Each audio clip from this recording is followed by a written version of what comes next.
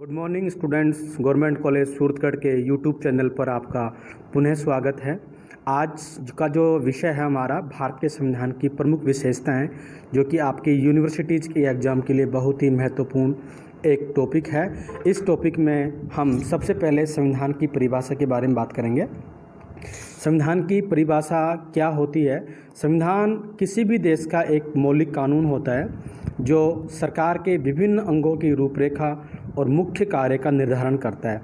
संविधान की एक छोटी सी कोटेशन है, नियमों का एक ऐसा समूह है जिससे राज्य की शासन व्यवस्था चलती है, और साथ ही साथ यह जो संविधान है वो सरकार और देश के नागरिकों के बीच में संबंध बनाने की कड़ी के रूप में कार्य करता है। तो संविधान क्या हुआ?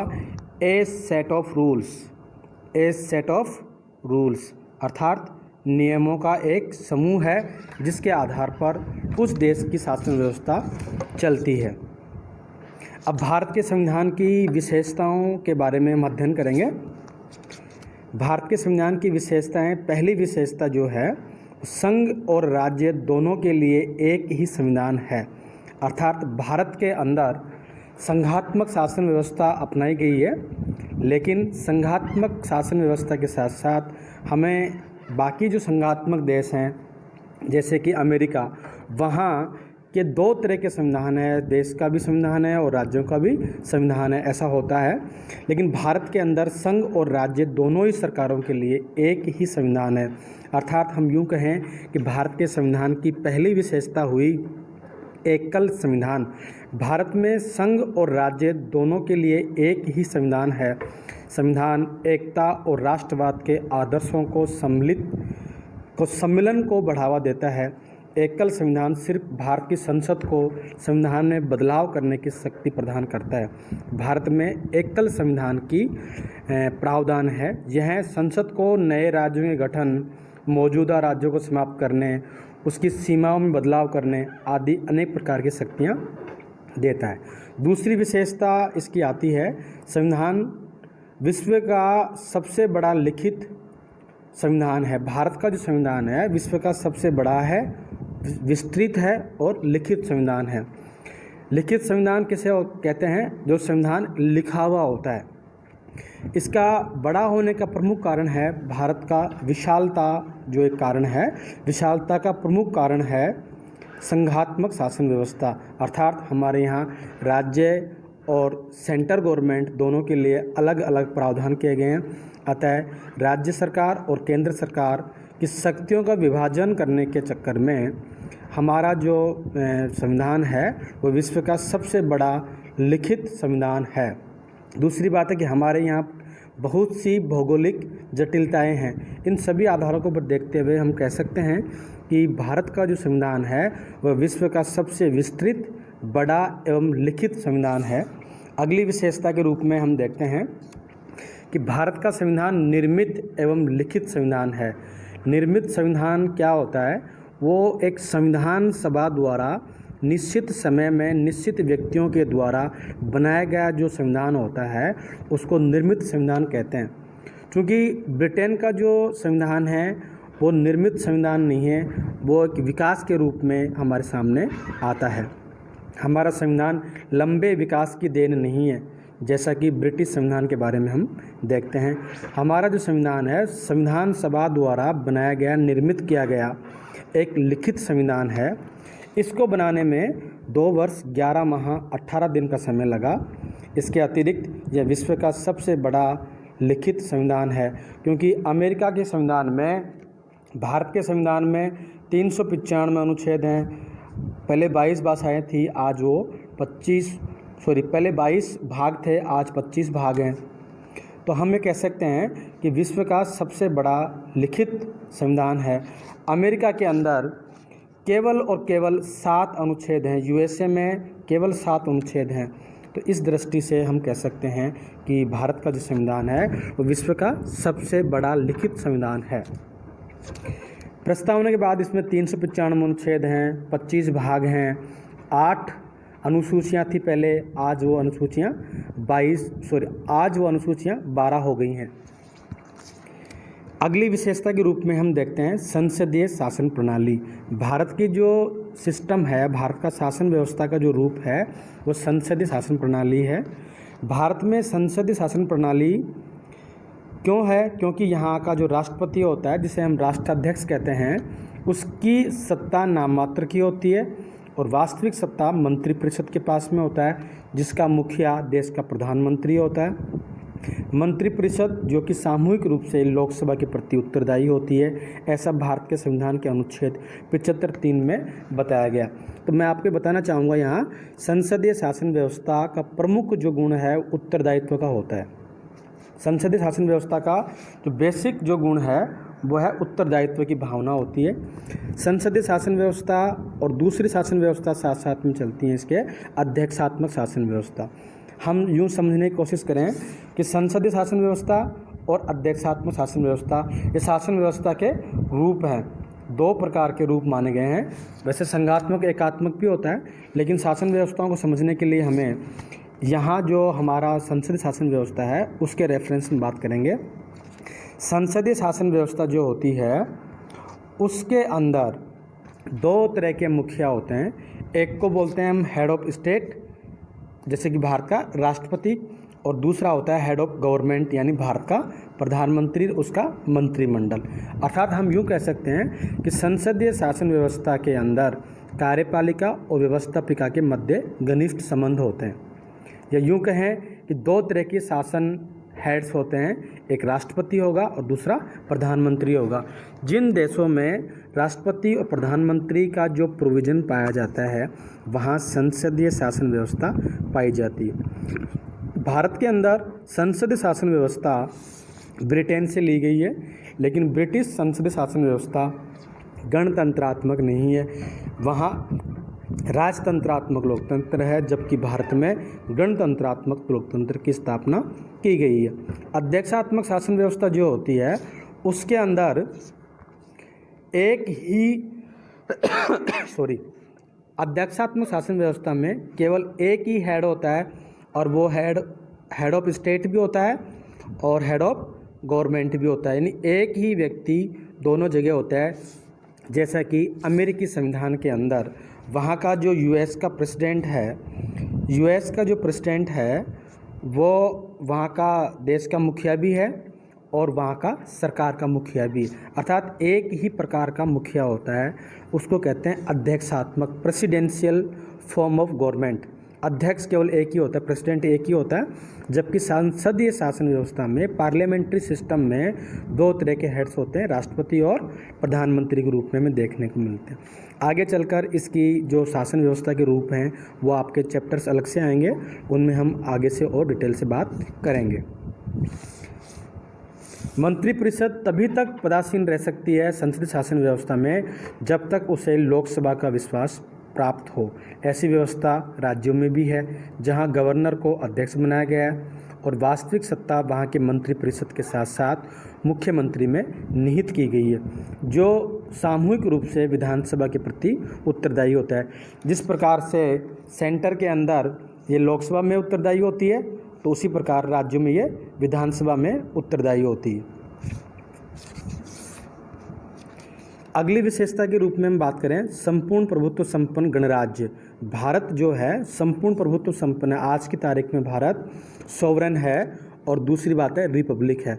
तो सॉवरेनिटी का मतलब होता है आज़ादी के बाद में 1947 के बाद में भारत अन्य किसी देश के साथ में संधि समझौते जब करेगा तो उनकी बातों को मानने के लिए बाध्य नहीं है, क्योंकि हम स्वतंत्र हैं, हम संप्रभु हैं, हम सॉवरेन हैं।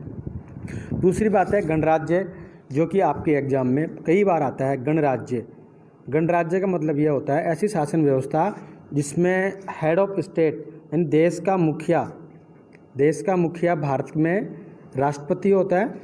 उस राष्ट्रपति का चुनाव होता है, न कि वो वंशानुगत होता है। तो सबसे महत्वपूर्ण बात ये हुई कि भारत गणराज्य है क्योंकि यहाँ का जो हेड ऑफ स्टेट होता है, अर्थात यहाँ का शासनाध्यक्ष नहीं राष्ट्राध्यक्ष जो राष्ट्रपति होता है, उसका अप्रत्यक्ष रूप से चुनाव होता है, वो वंशानुगत नहीं होता है। जबकि ब्रिटेन के अंदर वहाँ का जो हेड ऑफ स्टेट होता है वो वंशानुगत होता है। तो ब्रिटेन गणराज्य नहीं है। गणराज्य का जो कंसेप्ट है वो फ्रांस से लिया गया है हमारे यहाँ। यहाँ का राज्य का प्रमुख जैसे भारत का राष्ट्रपति जनता द्वारा इनडायरेक्ट रूप से चुना जाता है, न कि वो वंशानुगत होता है। तो गणराज्य का मीनिंग आपसे पूछ सकते हैं कि गणराज्य भारत गणराज्य है क्यों। इसके बाद में अगली विशेषता देखते हैं हम। हमारे यहाँ एकीकृत एवं स्वतंत्र न्यायपालिका है। भारत के अंदर एक ही न्यायपालिका है, वो है सुप्रीम कोर्ट। सुप्रीम कोर्ट यहाँ सबसे ऊपर स्वतंत्र एवं सर्वोच्च न्यायपालिका का यूँ बताया गया है। जैसे कि यहाँ होता है सुप्रीम कोर्ट, यहाँ होता है हाई कोर्ट्स और यहाँ होते हैं डिस्ट्रिक्ट कोर्ट्स। तो इन सब में ऊपर जो होगा वो है सुप्रीम कोर्ट। कुल मिला के कहने का मतलब ये हुआ अंतिम अपील करने का अधिकार हमारे यहाँ सुप्रीम कोर्ट के पास में है। हम वहाँ जाकर हमारे यहाँ अधिकारों की रक्षा कर सकते हैं। डिस्ट्रिक्ट से हम हाई कोर्ट जा सकते हैं, हाई कोर्ट से सुप्रीम कोर्ट जा सकते हैं। संघीय व्यवस्था में केंद्र व प्रांतों के बीच शक्तियों का विभाजन किया जाता है। इस संघात्मक शासन व्यवस्था में शक्तियों का विभाजन किया जाता है, ये भारत की जो संविधान की अनुसूची 7वीं अनुसूची है उसमें इसका उल्लेख किया गया है। तो संघात्मक शासन व्यवस्था में शक्तियों का जो विभाजन होता है वो संविधान के द्वारा होता है, न कि संसद के द्वारा। संविधान के द्वारा फिक्स रहता है कि कौन सी शक्ति किस गवर्नमेंट के अधीन होगी। शक्तियों का विभाजन जो है वो केंद्र और प्रांतों के मध्य संघीय व्यवस्था में संविधान के द्वारा किया जाता है, ताकि दोनों सरकारें अपने अपने क्षेत्रों में कार्य कर सके।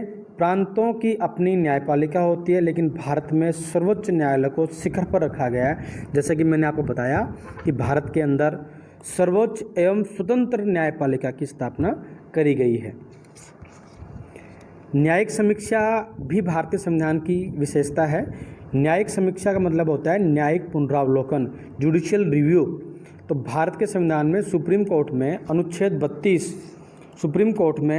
32 और हाई कोर्ट्स में अनुच्छेद 226 के माध्यम से हम न्यायिक पुनरावलोकन किया जाता है, या इनके माध्यम से न्यायिक पुनरावलोकन हो सकता है। अगली भारतीय संविधान की विशेषता है मौलिक अधिकार और कर्तव्य। पहले हम मौलिक अधिकार के बारे में बात करेंगे। संविधान के भाग नंबर 3 में, यानी संविधान के भाग 3 में, जो कि अमेरिका से लिया गया है, ये मूल अधिकार का जो कंसेप्ट है वो अमेरिका से लिया गया है।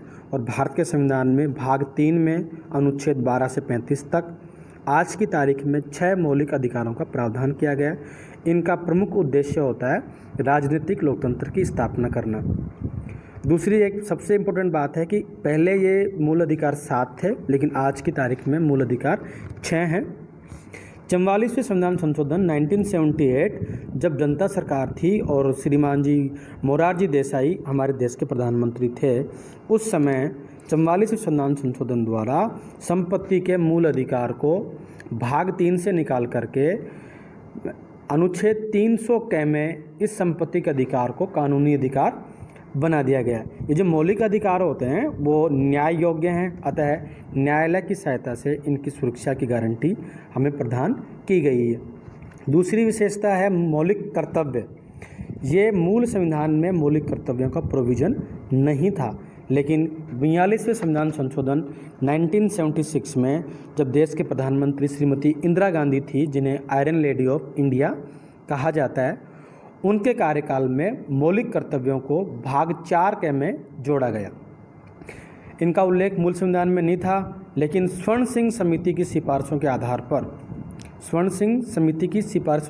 पर भाग 4 में अनुच्छेद 51 के जोड़कर 10 मौलिक कर्तव्यों को जोड़ा गया।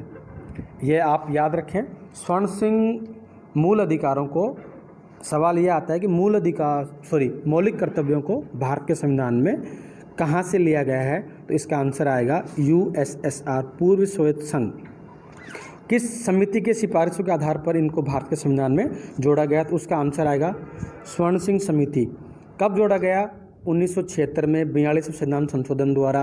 कितने थे 42वें संविधान संशोधन 1976 में? मौलिक कर्तव्य 10 थे, लेकिन आज की तारीख में पूछे वर्तमान में तो कितने हैं? 11 कौन सा है? शिक्षा का मौलिक कर्तव्य है, उसको हम पढ़ने की कोशिश करते हैं।